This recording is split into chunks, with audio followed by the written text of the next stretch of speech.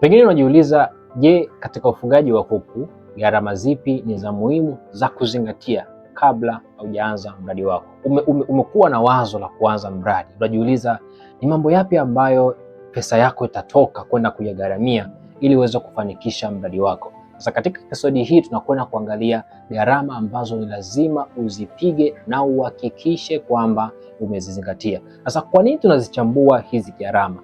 Kwa sababu wapo watu ambao walianza mradi pasipo kupiga kila gharama inayotakiwa, na mwisho wa siku katikati ya safari wakajikuta kwamba wameshindwa kuendelea na mradi kwa sababu hawakuzingatia gharama zote za muhimu.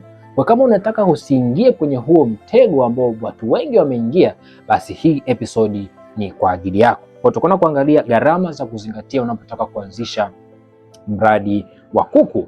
Gharama ya kwanza ya muhimu ni gharama ya banda, kwa sababu kuku wako utakwenda kuwaweka hapo, utawalea hapo, utawakuza hapo, na kiufupi ni ndo engine ya mradi wako. Hapo ndipo utakapoendesha mradi wako. Kwa hiyo lazima uzingatie gharama za banda. Sasa gharama za banda sio kwamba ni constant, ni gharama ambazo huwa zinabadilika kutokana na mambo kadhaa. Jambo la kwanza, gharama ya banda inaweza kubadilika kutokana na mazingira uliopo. Eneo liopo lina pengine upatikanaji wa material upo kwa namna gani, ni gharama sana, ni chini sana, ama vipi? Lakini pia gharama za banda zinaweza kubadilika kutokana na aina ya kuku ambayo unataka kuwafuga. Kwa mfano, wale kuku ambao ni kuku wa mayai huwa tunashauri sana wafugwe kwenye keji.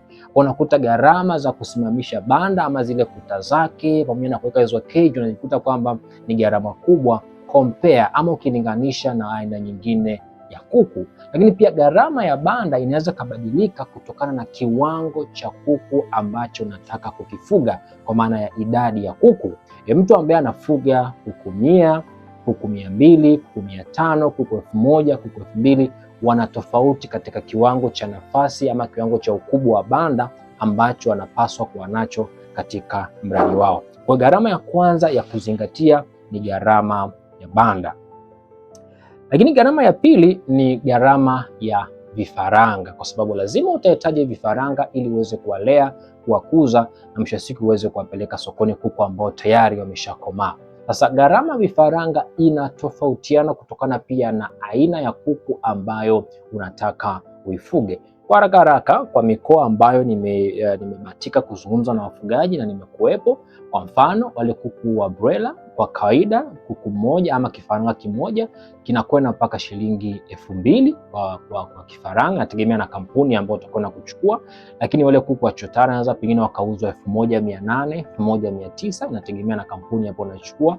Lakini wale kuku wa mayai wenyewe wanakuwa na gharama kubwa zaidi, wanakuwa wanafika, wengine wanafika mpaka 2400, 2300, 2500, inategemea na kampuni ambayo unaichukua. Kwa ili uweze kupata gharama halisi katika eneo hili la vifaranga, ni lazima ujue unataka kufuga kuku wa aina gani. Na kuna episode ambayo niliwahi kuongelea kuhusu mambo ya kuzingatia kwenye ufugaji wa kuku, na nilieleza kwa swala hili la aina ya kuku wa undani wake. Unaweza ukaipitia, link itakuwepo hapo, utaipitia utaona mambo ambayo niliyaelezea.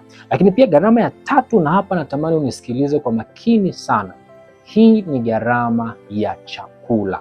Ni moja kati ya gharama ya muhimu sana ambayo hautakiwi kuizembea, hautakiwi kuipiga katika namna ambayo utaipiga pasipo kuona kwamba kuku wako wanakwenda kwa kiwango gani cha uzalishaji. Kwa sababu gharama ya chakula tunasema kitaalam ni gharama ambayo inachukua karibu 70% ya uendeshaji wa mradi wako. Kwa sababu vitu kama banda utajenga mara moja, banda utakuwa limekamilika, hautajenga tena kwenye batch inayofuata. Lakini chakula ni kitu ambacho utakuwa unakihitaji kwenye kila batch, na asilimia kubwa sana ya gharama zako itatoka hapa kwenye eneo la chakula. Sasa kuna watu ama kuna baadhi ya wafugaji ambao wenyewe wamekuwa wakifanya makosa kwenye gharama za chakula. Kwa mfano, kosa ambalo watu wengi wanalifanya ama wafugaji wengi wanalifanya, unakuta anasema kwa kuwa mimi nina kuku 500 na sasa hivi pengine nina chakula cha wiki moja, chakula cha wiki 2, acha nianze na kile chakula ambacho ninacho. Huyu mfugaji anafika wiki ya pili, anakuja kugundua kwamba chakula cha kumalizia wiki mbili ambazo zimebaki hana. Unakuta kuku wake anawaendesha katika namna ya mateso, anawapa lishe ambayo ni duni, hata kile kiwango ama muda ambao alitakiwa apeleke sokoni, unakuta ule muda unaongezeka kwa sababu hakupiga gharama vizuri.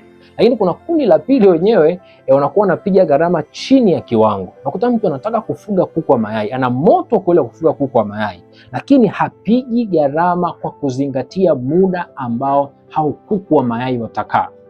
Unakuta mtu amepiga pengine miezi miwili, lakini kuku anakwenda mpaka miezi minne, anakwenda wengine mpaka miezi mitano, inategemea na hali ya hewa na vitu vingine kama hivyo, na kampuni ambayo umechukua hiyo vifaranga vyako. Kwa ni lazima uelewe gharama ya chakula kwa kuku wako, kwa aina ya kuku ulionao, lakini pia kwa idadi ya kuku ambayo unayo. Naamini hapo utakuwa umenielewa. Lakini gharama ya nne tunasema ni gharama ya madawa ama gharama ya vitamini ama chanjo, wengine wanaweza wakasema kitu cha namna hiyo, kwa sababu kuna zile chanjo ambazo ni za muhimu katika ufugaji wa kuku. Kuna chanjo ya siku ya 7, kuna chanjo ya siku ya 14, kuna chanjo ya siku 21, kuendelea na kuendelea na kuendelea. Kwa hiyo unajikuta kwamba kuna zile chanjo ambazo ni lazima iwe hela yake uwe umeitengea, lazima iwe hela yake iwepo unapokuwa unapiga gharama katika uzalishaji wa mradi wako. Kwa ni lazima uzingatie gharama kama hiyo. Lakini pia kuna vitamini ambazo sio kama ni lazima uzitumie, lakini ni muhimu kutokana na kiwango ambacho kinakuja kuwasaidia kuku wako. Kuna vitamini ambazo ni lazima kuku wako waweze kuzipata, zitawasaidia kwenye ukuaji, zitawasaidia kwenye kuimarisha mifupa yao, zitawasaidia kwenye kupunguza harufu kali kwenye kile kinyesi chao. Sio lazima uwe nazo, lakini ni muhimu. Kwa vitu kama hivyo lazima uweze kuvipigia mahesabu, vitamini na mambo kama. Lakini pia kuna wakati kuku wanaumwa. Hawa ni viumbe ambao wanaweza kuathiriwa na mazingira. Mabadiliko yakiwa yanatokea, wanaweza kawa yanawaaffect kuku wako. Kwa kuna wakati utalazimika kuweza kununua dawa ili uweze kuweka sawa kuku wako. Kwa ni lazima uwe pia na kiwango hicho cha gharama katika bajeti yako ya mradi. Lakini pia gharama nyingine ambayo sio watu wote itakuwa inawahusu, lakini kwa baadhi ya watu ambao miradi yao ni mikubwa, tunasema ni gharama ya mishahara. Kuna watu unakuta miradi yao ni mikubwa, kuanzia kuku 2000, kuku 1000, 3000, 4000, 10000, kuku 50,000 na kuendelea. Kwa katika miradi mikubwa kama hii ni lazima uweze kupiga kiwango cha gharama katika mshahara na ambazo utakuwa unakitoa. Sasa kwa episode ambazo tutakuwa zinafuata, nitajaribu kuelezea ni namna gani unaweza kumchagua mfanyakazi bora ambaye ataendesha vizuri huo mradi wako. Endelea kutufuatilia na mambo mengine kama hayo utayapata. Lakini gharama nyingine tunasema ni gharama katika akiba. Ni lazima uwe na akiba ambayo itakuwepo katika mradi wako, na mara nyingi tunashauri walau akiba yako iwe ni 10% ya gharama zote katika mradi wako.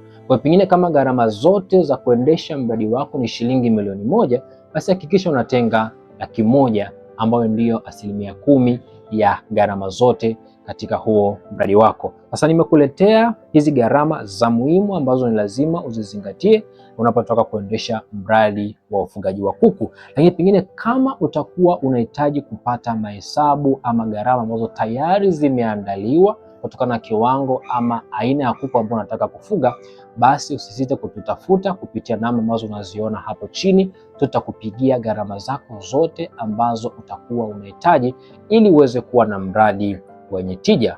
Kumbuka kumkaribisha mwingine akaribie Stream katika kipindi cha Ufugaji Smart ili tuweze kupata madini kwa pamoja. See you on the next one.